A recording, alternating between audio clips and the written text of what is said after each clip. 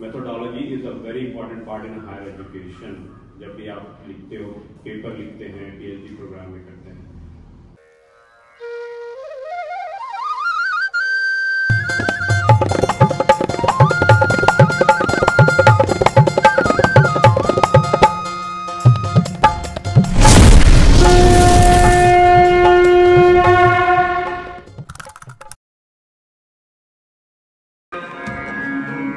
सूर्यकोटि समप्रभा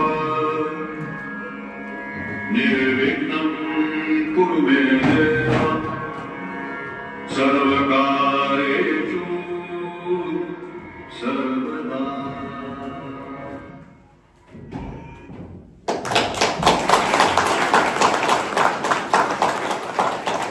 आज के हमारे मुख्य अतिथि और मुख्य वक्ता के रूप में श्री शरद मोहन सर, इनका आप लोग जोरदार ताली से स्वागत करिए. ये हमारे आज मुख्य वक्ता है, आज इनसे हम लोगों को सीखने का मिलेगा. तो इनका स्वागत करने के लिए फिर से मैम को हम कह रहे हैं कि मैम इनका स्वागत करिए.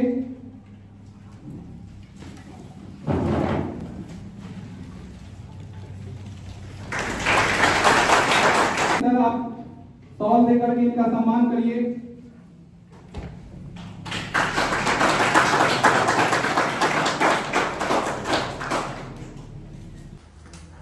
सबसे पहले तो हमारे गेस्ट संगीता जी ही हैं और सारे पैनलिस्ट, टीचर्स, मैडम आपको, सर आपको सभी को प्रणाम.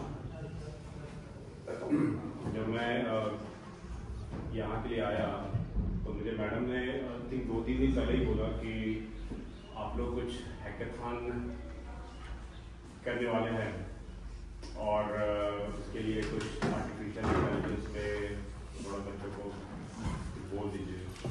तो आप लोग कितने लोग हैं उसमें इन्वॉल्व? क्योंकि फिर मैं अपना स्पीच का थोड़ा स्ट्रक्चर बदलूँगा.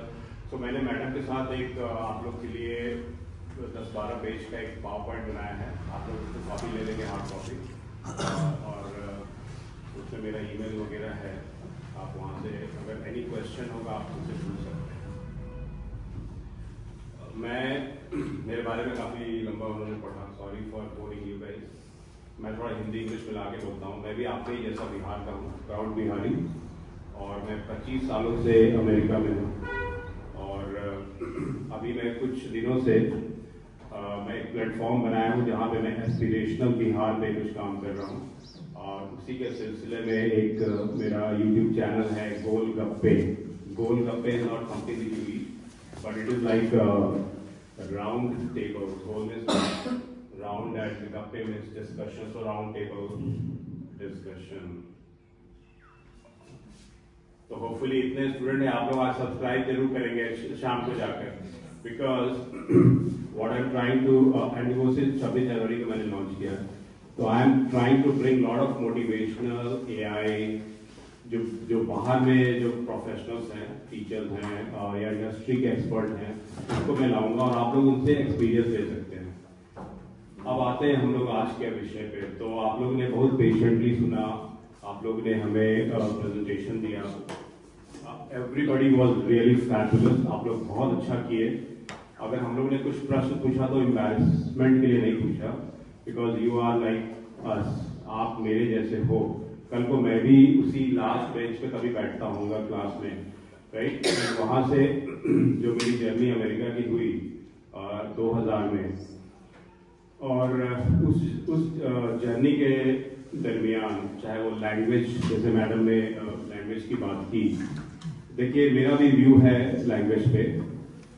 English is definitely a language जो आपको जानना चाहिए, बट साइंस पढ़ने के लिए या गणित पढ़ने के लिए, जैसे मैडम ने जो एग्जाम्पल दिया कि आप पोटेंशियल डिफरेंस को क्या बोलते हैं, ग्रेविटी को क्या बोलते हैं, that could be a symbolic gesture, but उनका इंटेंशन अच्छा था कि बट जो बेसिक एजुकेशन है, जैसे कि तुमको बोला जाए, सॉरी आपको बोला जाए कि लाइट जो है स्ट्रेट लाइन है, सीधी लाइन चलती है, तो आप उसको जल्दी ग्रास्प करेंगे रादर देन उसको हम रेक्टिलिनियर प्रोपगेशन और ये वो सब समझाएं.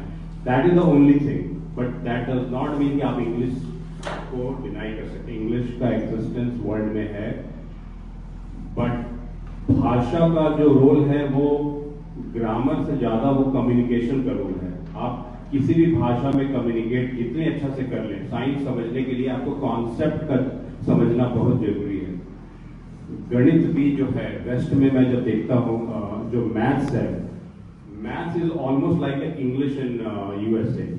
अब मैं क्यों इंग्लिश बोल रहा हूँ, अगर आपको इंग्लिश लैंग्वेज का समझ नहीं है तो वो इंग्लिश में ऐसे शब्दों से खेलेगा कि आपको ये नहीं पता चलेगा कि इस पर्टिकुलर समय में आपको मल्टीप्लाई करना है कि डिवाइड करना है, बिकॉज वो शब्दों में लिखा रहेगा, एक अप्लाइड फॉर्म में लिखा रहेगा। तो उनके लिए वो भाषा ठीक है क्योंकि वो गोरे हैं, वो समझ जाते हैं। आपके लिए सो अगेन ये डिबेट का कोई एक पक्ष नहीं है, ये दोनों पक्ष है, बट मैं भी इसको सपोर्ट करता हूं कि अगर पॉसिबल हो तो भाषा, साइंस को अपने भाषा में एलिमेंट्री लेवल पे तो डेफिनेटली पढ़ाना चाहिए, but that does not mean रातों रात आप कर सकते हैं। जैसे कि अगर आप इजराइल जैसे छोटे देश का एग्जाम्पल लेते हैं तो इजराइल में वो लोग अपने भाषा में ही पढ़ते हैं, और आज दुनिया के सबसे बेहतरीन टेक्नोक्रेट्स, चाहे वो एआई हो, चाहे एनी इनोवेशन हो, इजराइल उसमें आगे है। चाइनीज आजकल बहुत अच्छा कर रहे हैं। इनफैक्ट मेरा जो पुत्र है यूएस में जो पढ़ता है, उसका जो रूम पार्टनर है वो एक चाइनीज इंटरनेशनल स्टूडेंट है, एंड वो इंग्लिश फ्लुएंट तो नहीं है, बट वो वहाँ पर वो अंडर ग्रेड यानी कि ग्रेजुएशन किया, मास्टर्स किया, पीएचडी प्रोग्राम में है, and he has no problem in understanding things. So मैं यही बोलूंगा कि आप लोग इंग्लिश को लेके, अगर भाषा इंग्लिश नहीं आती है तो आप किसी चीज में इंफीरियर नहीं हो। मैं आपके सामने खड़ा हूं और मैं सो डोंट गेट। दूसरा मैंने देखा, आप लोग ने अच्छा डिबेट किया, बट आप एमएससी के स्टूडेंट हो, you have to up the game. आपको इंडिया के लेवल पे खेलना है। अभी इंटरनेशनल पे अभी हम लोग बाद में जाएंगे। अधिकतर वक्ता जो यहाँ पर आए सभी ने एक सर्टन वे में रैंट बोला, लेकिन आपने कभी भी, जैसे देखिए आर्ट ऑफ कम्युनिकेशन जो है बहुत इंपॉर्टेंट है। कल को आप लोग सब एमएससी कर रहे हैं, फिर आप most likely majority of the लोग आप लोग जॉब के लिए ट्राई करेंगे। टीचर्स का जॉब ही बिहार में मोस्टली लोग प्रीफर करते हैं। If you are getting into high research, चाहे कोई भी जॉब, चाहे आप UPSC, BPSC, bank, PO, corporate. मैं खुद इंटरव्यू लेता हूं आईवी कॉलेजेस के लड़कों का। I have hired and fired IITians, IIM, because that's the nature of my job. What will make difference between you is the art of communication. जैसे कि आप यहाँ पर आए और आपने बोला कि सर, मैडम, गेस्ट, आपने किसी ने भी मुड़ के, एक लड़का सिर्फ मुड़ के देखा, आप लोग कोई भी मुड़ के नहीं देखे। Eye to eye contact is very important in the art of communication. Your body language, आप भाषा से ऑड मत हो। आपको अंग्रेजी नहीं आता है, आप इंफीरियर नहीं हो। ओपेनहाइमर की मूवी देखिए, आप कुछ भी देखिए। सो डोंट गेट एनी, क्योंकि आप एमएससी के स्टूडेंट हो, तो मैं एक्सपेक्ट ये करूंगा कि आप मिरर, शीशे के सामने खड़े हो जाए, मिरर के सामने, और उससे बात कीजिए एज इफ कि वो आपका कोई काउंटर पार्ट है, कोई डिबेट कर रहा है। यू सी वेयर आप आई टू आई कॉन्टैक्ट कर रहे हैं, कि आपका शोल्डर ड्रूप हो रहा है क्या, राइट।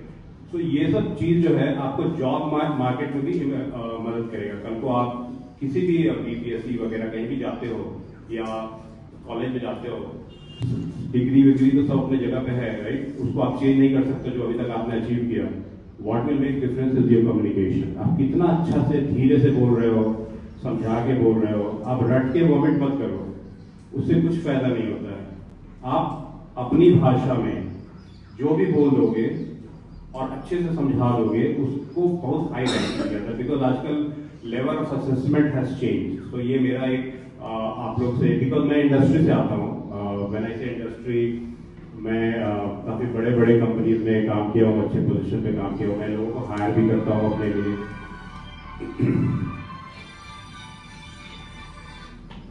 सो मैं वो एक्सपीरियंस आपके साथ शेयर कर रहा हूँ, क्योंकि आप भी कल को जॉब मार्केट में जाएंगे। सो दैट इज रिगार्डिंग मोटिवेशन, ठीक है। Your appearance, how presentable you are, that is very very important. Now अब आ जाइए, आपको पता होना चाहिए एज एन MSc स्टूडेंट, हम लोग बहुत टाइम रील जनरेशन है, हम लोग बहुत टाइम रील पे इन्वेस्ट करते हैं. आप लोग से मैंने पूछा कि सोर्स क्या है फॉर योर द प्रोजेक्ट्स, तो लोगों ने YouTube बोल दिया. Now for a science graduate student it's a negative part, right. आप इसको YouTube नहीं बोल सकते हैं, आपको book, proper authentic book refer करना पड़ेगा, जर्नल रेफर करना पड़ेगा, जो भी आप बना रहे हैं, ठीक है. आप YouTube is an applied part, जैसे खाना खाते हो चटनी खाते हो ना, चटनी इज एन, आप चटनी मेन कोर्स तो नहीं हो सकता है. So think on that line from that perspective. और AI/ML पे मैडम आई थिंक कि वो उनके साथ शेयर कर दीजिए. मैंने कहा अगर मैंने भेजा है सर जी, वो हम लोग स्टूडेंट्स को देंगे, लेकिन उसको आप समझा दें पहले, तब उनको. How many of them understand AI/ML? कितने लोग AI समझते हैं? तो फिर मैं बिकॉज AI आप ये सोच के करें कि ये अभी उस लायक नहीं है कि वो AI. दैट्स ओके, मैं इनको ताकि वो कैसे एब्जॉर्ब करेंगे इसको. तो चलो मैं तुमको एक चीज बताता हूँ, ठीक है, जो ज्यादा इम्पोर्टेंट है.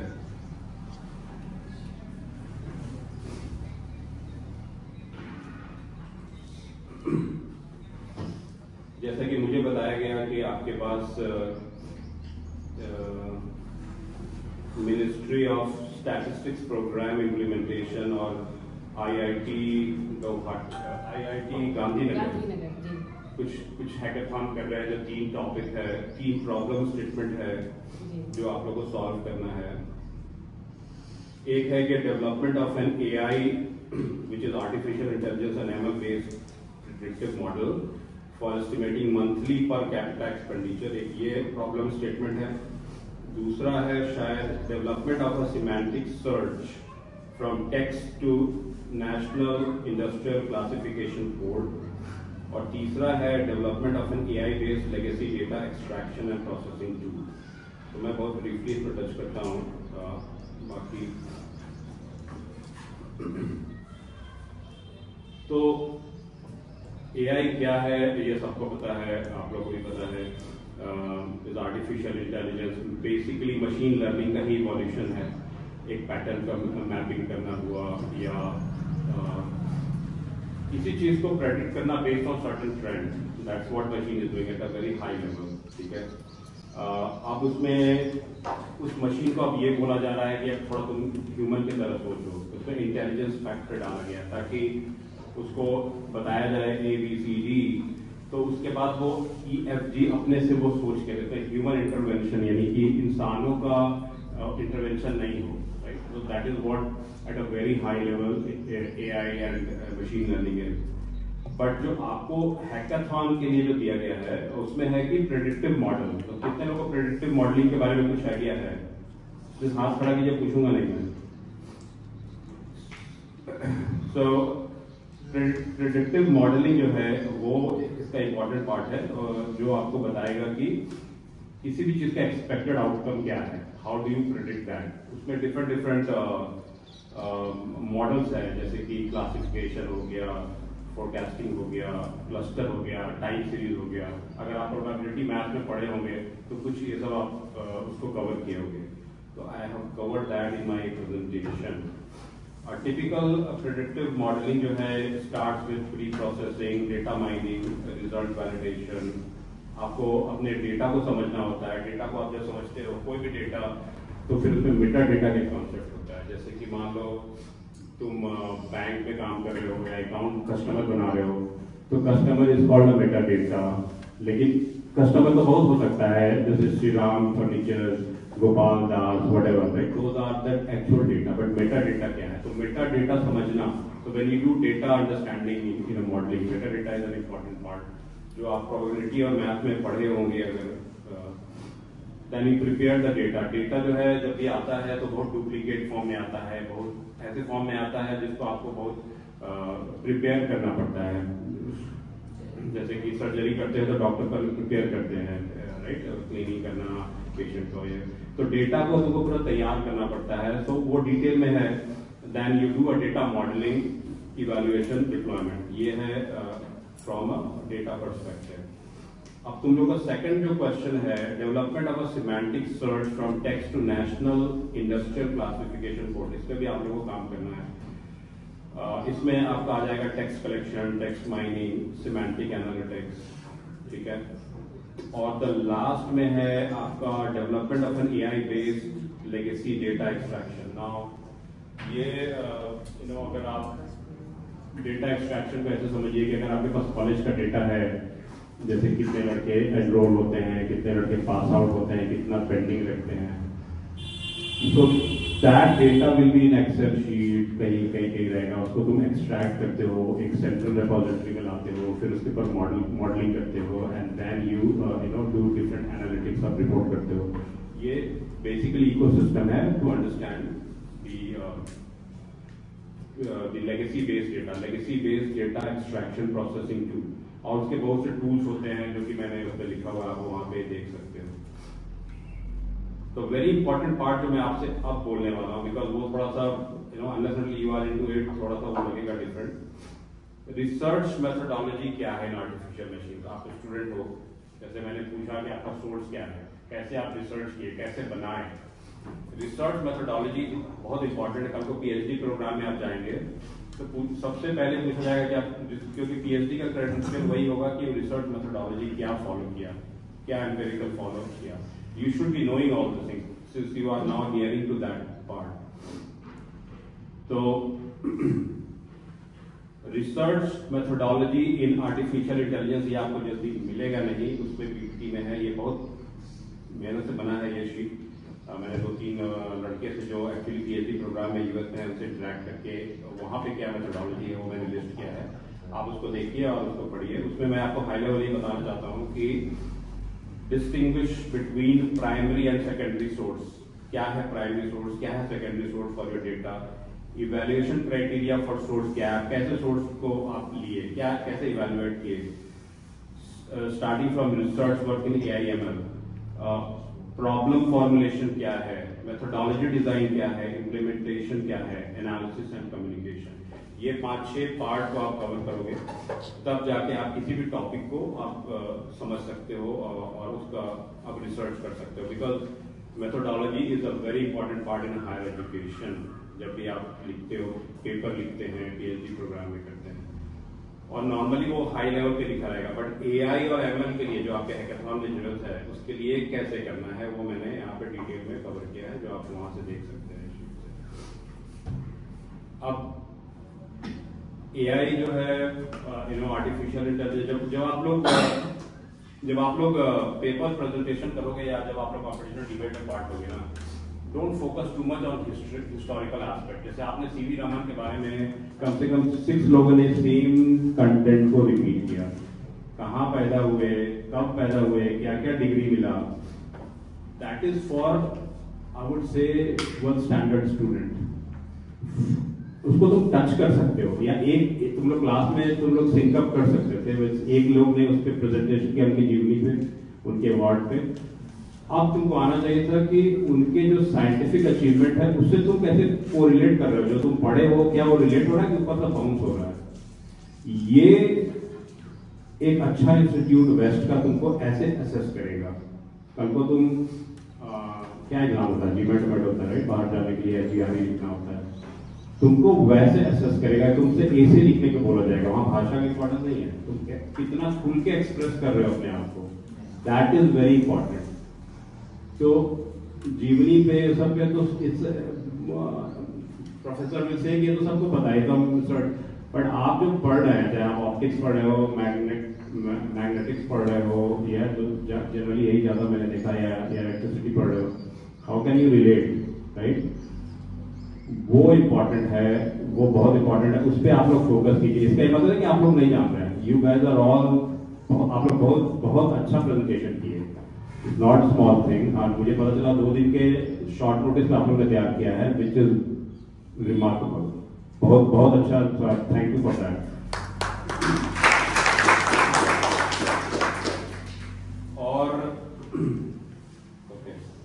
बाकी देखो, आर्टिफिशियल इंटेलिजेंस पे सब लोग जा रहे हैं, ठीक है, क्या है, और थोड़ा बोरिंग भी किसी किसी को लगता है। अगर आप प्योर साइंस में हैं, अप्लाइड साइंस में हैं, तो but then there are lot of things in science which can help you, especially robotics पे काफी काम हो रहा है आजकल। जैसे पटना में मैं अभी रूबन हॉस्पिटल के फाउंडर के साथ बैठा था परसों, डॉक्टर सत्यजीत जी, तो वहाँ पे जो रोबोटिक हैंड से लोग सर्जरी कर रहे हैं हार्ट का, आप लोग भी वो काफी एक्सपेरिमेंटेशन कर रहे हैं। तो वो सब टेक्नोलॉजी में जो फ्यूचर है।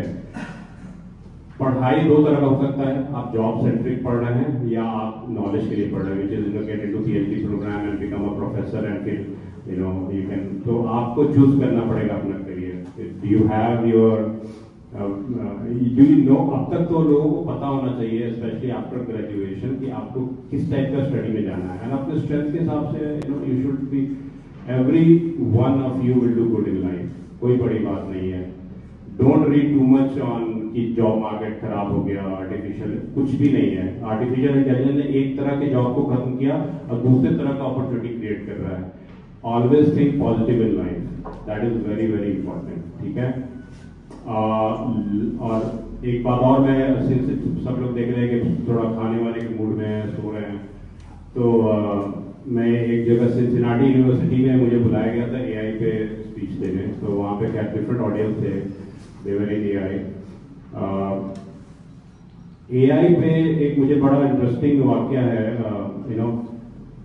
थोड़ा सा जैसे सर ने भी before me talked about Bharat and the culture and Astha and all these things. Faith, Astha is very important because identity is important. आप क्या हो उसको represent करो। मैं कभी भी दक्षिण भारत में भी जाता हूँ, मैं सारे लोग दक्षिण भारतीय, गूगल का CEO से लेके एवरीबडी इज साउथ इंडियन, मेरे दक्षिण भारत के भारतीय हैं, but I never shy away from saying कि मैं बिहारी हूँ, ठीक है। Never shy away from your identity, that is number one, that is success का पहला वो मंत्र है। आप जो हो प्राउडली उसको अपने वियरिंग ऑफ द स्लीव बोलते हैं, उसको अपने आप एकदम उस तरह से रहो। ये पता कि ब्रैगनेस नहीं, नो कॉकीनेस नहीं, but you should be proud of your identity. अगर आप सनातनी हो तो हो, अगर आप किसी और के हो तो हो, नथिंग रॉन्ग इन दैट। तो एक आर्टिफिशियल इंटेलिजेंस, और जैसे हमें कहा जाता है कि एंड आई ऑल्सो बिलीव कि सनातन में हर कुछ पहले से रिसर्च है, यस है, लेकिन उसका दो एस्पेक्ट, अगर मैं जैसे देखता हूँ, फॉर एग्जाम्पल अब सूर्य सिद्धांत पढ़ेंगे आप, तो वहां पे रोटेशन का इतना बढ़िया कैलकुलेशन है which sometime mesmerises me also. Now should I take it blindly? Probably not, लेकिन क्या मैं उसको इग्नोर करूंगा? नहीं करूंगा मैं। उसी तरह से एक ऐसा वाक्य है, एक बारबरिक करके एक story, how many of you know about barbaric? नाम सुना आपने? Good good. सो उसको भी एआई, उसको भी आर्टिफिशियल इंटेलिजेंस से जोड़ा जाता है। तो अगेन, तो जिनको नहीं पता है, ऐसा माना जाता है कि घटोत्कच को आप जानते हैं, भीम के जो पुत्र थे, हिडिंबा से पैदा हुए थे, तो घटोत्कच का प्रॉब्ली पोता या बेटा, क्लैरिटी नहीं है, बारबरिक नाम का एक ऐसा बेटा था, ठीक है। तो उसके बारे में बड़ा इंटरेस्टिंग स्टोरी है। और वो स्टोरी ये है कि वो बहुत इंटेलिजेंट था मैथ्स में, ऐसा उसका जो एट्रीब्यूट, जो गुण बताया गया है स्क्रिप्चर में कि उसका मैथ्स में बहुत गुण है, बट वो जस्ट लाइक मशीन, वो उसमें सेंटिमेंट नहीं है, इमोशन नहीं है, ठीक है। बट उसको देवी से, आदि शक्ति से एक तीन वरदान मिला था, जिसमें तीन तीर थे, जो तो श्री कृष्ण को पता चला कि भाई ये जो है सबसे खतरनाक, बिकॉज वो प्रभु थे, तो उनको पता था कि ये जो है सबसे डिसाइडिंग फैक्टर होगा जिसके तरफ ये जुड़ गया, तो उसको हटाना था, क्योंकि धर्म की लड़ाई है, तो हैज टू गो। तो बारबरी के पास वो गए, और उसका एक बार जो वरदान था कि वो जिस डायरेक्शन में वो तीर मारेगा सोच कर, वो तीर वो लगेगा ही लगेगा, it can not go nullified. तो कृष्ण ने क्या किया कि एक पेड़ से एक पत्ते को अपने अंगूठे से दबा दिया और बाकी पत्ते को छोड़ दिया। उसे बोला कि तुम एक ही शॉट में सारे पत्ते को छेद दो, तो बोला ठीक है, उसने मारा और फिर कृष्ण देखा कि इनके मुंह से खून निकल रहा है। सो इवन दो गॉड ने पत्ते को छुपाया, but he was so much blessed कि उसने मारा तो वो पत्ता को भी उसने छेड़ा। देन कृष्ण रियलाइज कि वो थोड़ा डेंजरस हो सकता है, तो उसने पूछा कि तुम वॉर में, महाभारत चल रहा है, तुम किसके पक्ष हो गए थे? वो बोला कि मेरी माँ ने मुझे बोला, अगेन मदर एंड सन। तो मदर का influence on the child is so important, तो इसको हमेशा याद रखना, क्योंकि you are building the nation. तो उसने बोला कि मेरी माँ ने बोला कि हमेशा वीकर साइड का पक्ष लेना, ठीक है? तो कृष्ण बोला ठीक है, दैट्स गुड, वीकर साइड, लेकिन तुम कैसे डिसाइड करोगे वीक कौन है? कल को तुम जिसके साथ जुड़े हो वो वीक है और तुम उसके साथ जुड़े और कल को वो स्ट्रांग हो गया, तो अपने अपोनेंट को मार दिया तो स्ट्रांग हो गया, तो फिर तुम किसके साथ रहोगे? तो he didn't have the human type of intellect, he had an artificial intelligence, और उसने बोला कि फिर मैं दूसरे पक्ष में चला जाऊंगा। तो ही वुड कीप ऑन, वो बदलते रहेगा, जैसे आज वीक के साइड गया तो वो जीतने लगा, वो स्ट्रांग हो गया तो फिर उधर चला गया। देन गॉड रियलाइज, तो उसको जोड़ा जाता है कि हमारे पास आर्टिफिशियल इंटेलिजेंस का आइडिया स्क्रिप्चर में है। अब ये महाभारत या किसी वैसे बुक में कवर नहीं है, बट गुजरात एंड राजस्थान में एक लोकल डीटी है, घाटू श्याम ऐसे बोलते हैं, and that guy is related to this. So this is, so कहने का मतलब कि there is always a correlation of all the knowledge, right? जैसे कि फिजिक्स में आप पढ़ते हैं, आपको पता है कि टिपिकल एटॉमिक बॉम्ब कैसे बनता है, you know all those things, right? लेकिन क्या आप बॉम्ब बना सकते हैं? नहीं बना सकते। क्यों? क्योंकि वहां पे मेटलर्जी आ गया, केमिस्ट्री आ गया, लैब सिचुएशन आ गया। This is what is mostly missing in the Sanatan scripture. So when you quote a Sanatan scripture, don't blindly quote and make it look bad, because हम भी बहुत प्राउड है अपने उसको लेकर, लेकिन हम जब कोट करते हैं कि नहीं मेरे यहाँ जैसे कि पुष्पक विमान है, यस था पुष्पक विमान, लेकिन वो जो engineering part of the science में होता है, एक थियोरी, एक होता है इंजीनियरिंग, मेटलर्जी वगैरह वगैरह, engineering part is definitely missing, वो कहीं मिस हो गया। तो we should respect that, right? So that is another aspect of thing. So don't shy, ये मैं आइडेंटिटी और आपके ओवरऑल इकोसिस्टम से जोड़ रहा हूँ। You should feel proud of what you are. और लास्टली मैं यही कहूंगा कि ये वर्ल्ड जो है इज प्रिटी चैलेंजिंग, बहुत इवॉल्व हो रहा है। आप लोग ऐसे समय में पैदा हुए हैं जो बहुत फास्ट हर कुछ चल रहा है, जैसा टेक्नोलॉजी हुआ, पॉलिटिकल सिचुएशन हुआ, कोविड जैसा महामारी आया। No, you guys are in a time जब आप हमसे बहुत ज्यादा प्रेशर फेस कर रहे हो। आप लोग वो जनरेशन से हो जो हम लोग को तो 20 साल 15 साल लगा इवॉल्व करके समझने में, आपको डेली वो फेस कर रहे हो। तो you are a very, you know, आप उस जनरेशन से हो जो आप, you know, you are very talented generation. ये मैं दिल से बोल रहा हूँ। और डोंट फील कि आप किसी से कम हो एज अ बिहारी और as a, you know, and this college जहाँ पे मैं बोल रहा हूँ, यहाँ पे डॉक्टर राजेंद्र प्रसाद जी पढ़ाए हैं, कृपलानी जी भी यहाँ पे एसोसिएटेड रहे हैं, एक से, और दिनकर जी भी यहाँ से एसोसिएटेड रहे हैं। So you guys are sharing that kind of an place, right? That's why we should be so proud of it. और मैं लास्टली यही बोलूँगा कि साइंस को पढ़िए, साइंस से बढ़िया कोई विषय नहीं है, फिजिक्स से बढ़िया कोई विषय नहीं है। ओपेनहाइमर एक मूवी आई थी जिसमें उसने भगवद गीता को कोट किया है। अमेरिका में वो लास्ट ईयर की नंबर 1, नंबर 2 मूवी थी हिट होने में। और मैं जब वहाँ के हॉल में गोरों के साथ देख रहा था तो मेरे को जो फीलिंग आई, एकदम, यू नो, पूरा क्राउड खड़ा हुआ और वहाँ पे भगवद गीता बोला जा रहा है। It was so good feeling. So you represent that culture और यू रिप्रेजेंट द कॉलेज जहाँ पे एक से एक लोग हैं, यू नो, आप किसी से भी कम नहीं हो। So language is a communication का माध्यम, बट कंटेंट बनाइए अपने अंदर। आप जो सब्जेक्ट पढ़ते हैं, सब्जेक्ट को जानिए, कोई बड़ा चीज नहीं है कुछ जानना, राइट? सीकर की तरह पढ़िए, हमेशा प्रश्न पूछिए, जैसे मैंने 2 प्रश्न पूछा था कि और नेक्स्ट, तो आप लाइफ में बहुत एक्सेल करेंगे। और कम्युनिकेशन डेफिनेटली आप इम्प्रूव कर सकते हैं। Eye to eye contact, body language, drooping shoulder, वो तब आएगा जब आप, यू नो, सब्जेक्ट मैटर को थोड़ा सा अच्छा से पढ़ेंगे, right? So I would expect and wish you all very best. आप लोग लाइफ में एकदम अच्छा कीजिए, आप करेंगे आप लोग सब अच्छा, राइट?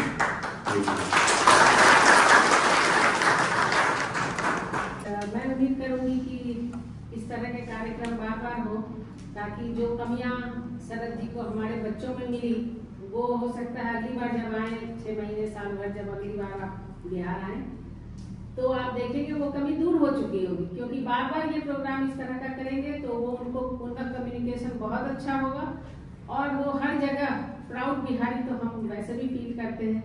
जब भी मैं बाहर जाती हूँ, मैंने करीब करीब 20 देशों में लेक्चर दिया है और कई बार कई जगह रही भी हूँ काफ़ी साल तक, तो वहाँ मैं साड़ी ही पहनती हूँ या बहुत ज़्यादा ठंड होती है तो सलवार सूट पहनती हूँ। कई लोगों ने मुझे कहा जीन्स क्यों नहीं पहनते, टॉप क्यों नहीं पहनते, अरे वो वेस्टर्न क्यों नहीं पहनते। मैं बोलती हूँ वो आते हमारे यहाँ तो कौन सा हमारा कपड़ा पहनते, तो मैं उनके यहाँ क्यों अपना कपड़ा छोड़ूं, मेरी भी आइडेंटिटी है। एक्टिवली पार्टिसिपेट करके और हम लोगों का भाषण भी सुन के थक गए, कुछ लोगों ने तो एक नींद भी मार तो अब हम लोग इसको विराम देते हैं और आप लोग एंजॉय कीजिए और आगे हम लोग नेक्स्ट मंथ फिर कुछ और कार्यक्रम करेंगे, उसकी तैयारी भी करेंगे।